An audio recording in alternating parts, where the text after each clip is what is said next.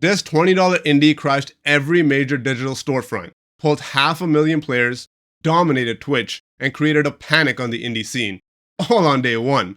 And it did it without an $80 price tag or a multi-million-dollar marketing plan. If that model spreads, it will change what you pay, what games get made, and how publishers behave. I'll show you exactly how Team Cherry pulled it off and why it matters to our wallet and game library. So, how did a tiny Australian team with a 7-year-old sequel cause a global digital traffic jam that crippled the world's biggest companies? This is the Silksongpocalypse. And if we haven't met before, I'm Sook. An accountant who understands goodwill isn't just a line item on the balance sheet. Let's go. Hollow Knight Silksong launched globally on September 4th, 2025, timed down to the minute across time zones. Team Cherry chose no pre-orders, no preloads, and no early review copies. They wanted to ensure critics, Kickstarter backers, and players all experienced the game for the first time together, funneling everybody to a single unlock moment. And it crashed the internet. Within minutes, every major digital storefront began failing. Store pages froze, carts timed out, payments failed, even verification servers that should let Game Pass subscribers access the title instantly, buckled. Fans called it the Silksongpocalypse. But the story doesn't end with crashed servers.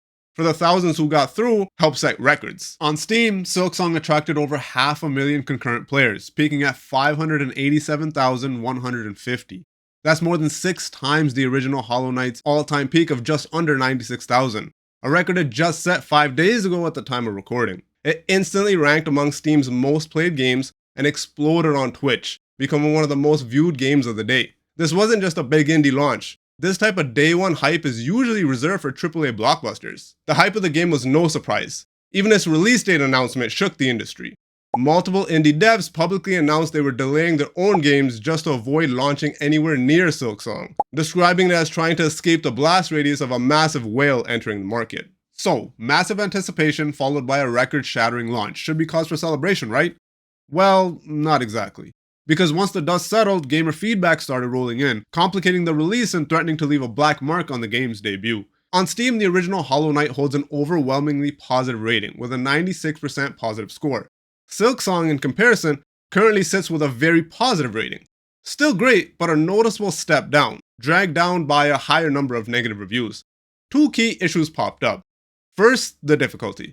Many players, including veterans of the first game, found Silksong to be noticeably harder, with enemies that can inflict 2 masks of damage right from the start. This, combined with the long, tedious runbacks to boss arenas after every death, led to quite a bit of frustration. But sure, you can make the argument that this is what makes the franchise what it is. But the single biggest factor pulling down the game's global rating came from one specific, and some will argue disastrous failure: its simplified Chinese translation.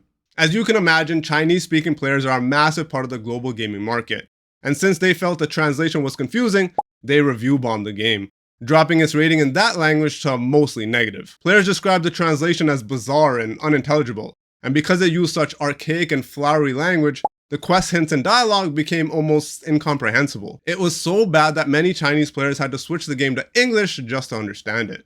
This was a major, unforced error. But while I don't want to discount its significance, it doesn't change the absolute home run strategy that made this launch possible. So, how did Team Cherry build the most wishlisted game on Steam? A game so big that other developers literally fled from its release date and then decide to sell it just for $19.99. Let's take a look back to 2017 with the launch of the original Hollow Knight, which was released only for $14.99. Fueled by its quality and fair pricing, it sold over 15 million copies, an incredible achievement that gave Team Cherry 2 crucial things: a massive loyal fanbase and rare financial independence. Though it looks like a $5 bump, it's not. Adjusted for inflation, $15 in 2017 is about $20 in 2025. Team Cherry didn't hike the price, they kept real price steady. In an industry where new game prices have jumped 15 to 35%, this is hard to believe. Similar to the Helldivers 2 release price of $40, this became a viral marketing strategy in and of itself. If you want to learn more about how Helldivers set itself apart, have a look at my deep dive linked in the description.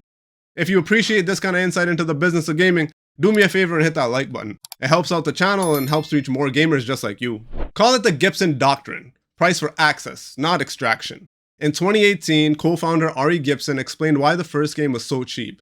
He said $15 US is actually quite a bit of money for many people. Our goal is for as many people as possible to play our games. Prioritizing accessibility created a colossal community whose word-of-mouth marketing is more powerful than any ad campaign. It's a self-reinforcing cycle. A fair price builds a loyal army, which grants you the financial freedom to once again offer a fair price, guaranteeing another massive success. Funny enough, that's how I came across the original. It was so highly touted on gaming Reddit that I had to pick it up for myself. Releasing a game from an indie still trying to make its mark on the industry at $15 is one thing, but holding the price this low after proven success is a bold move. And it was only possible because of a financial safety net Team Cherry had been sitting on for over 3 years. A safety net that de-risked the entire project. As far back as June 2022, Team Cherry and Microsoft announced that Silksong would be a day one launch on Xbox Game Pass. The exact terms of the deal are obviously not public, but based on industry data, the fee Microsoft paid to secure the world's most anticipated indie game was undoubtedly substantial.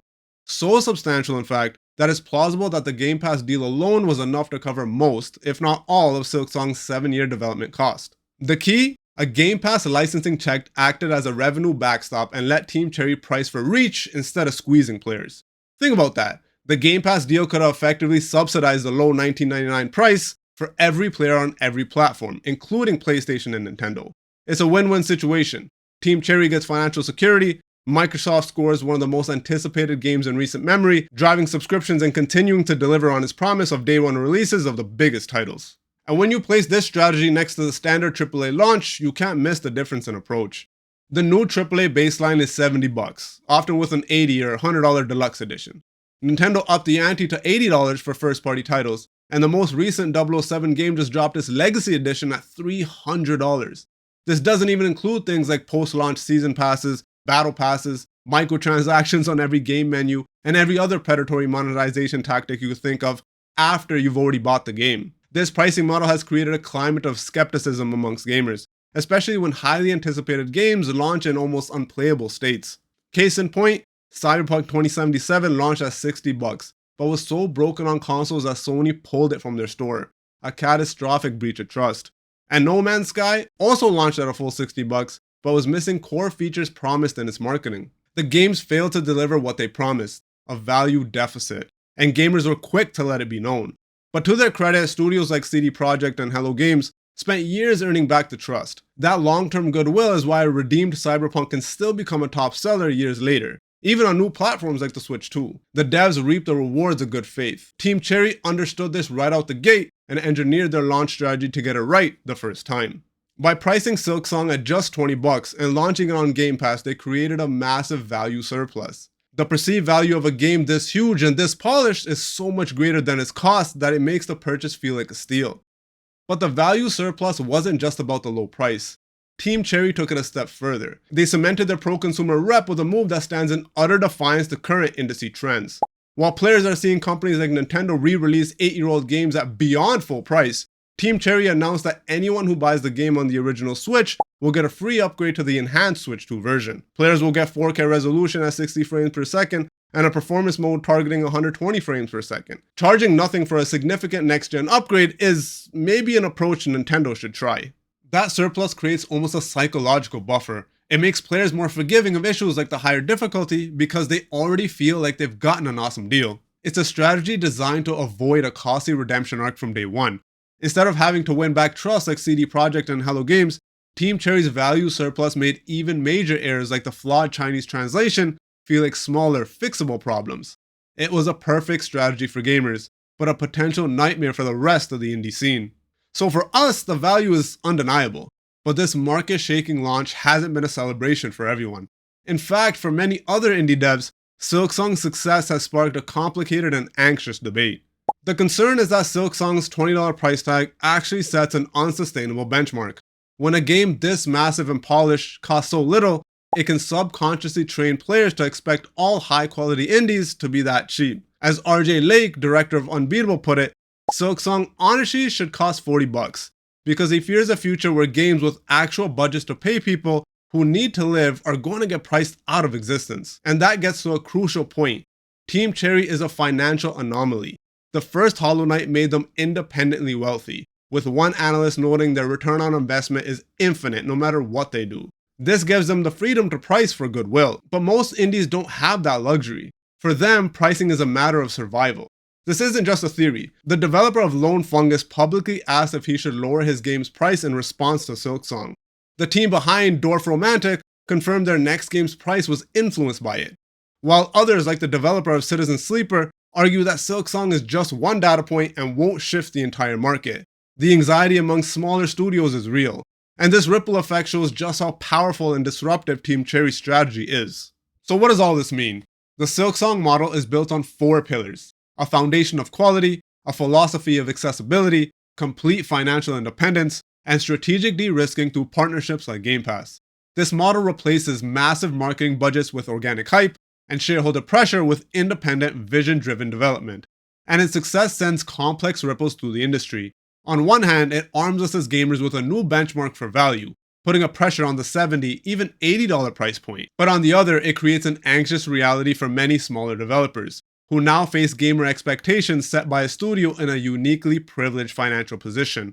It elevates Silksong to the status of a market disruptor, but it also highlights the growing challenge of sustainable pricing for the rest of the indie community. Ultimately, the success of Hollow Knight Silksong is fueled by goodwill, followed by delivering on what's promised. It's a powerful reminder that in an industry struggling to gain the trust of gamers, following the almost intuitive approach of treating them with respect shouldn't be an afterthought. It is the single most potent and sustainable business asset a developer can possibly have.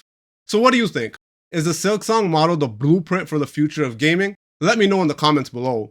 And if you want more deep dives that break down the business and psychology behind the games we play, do me a favor and hit that like button. It really helps the channel. And while you're down there, make sure to hit that subscribe button too. Thanks for watching, and as always, play more, pay less. See you on the next one.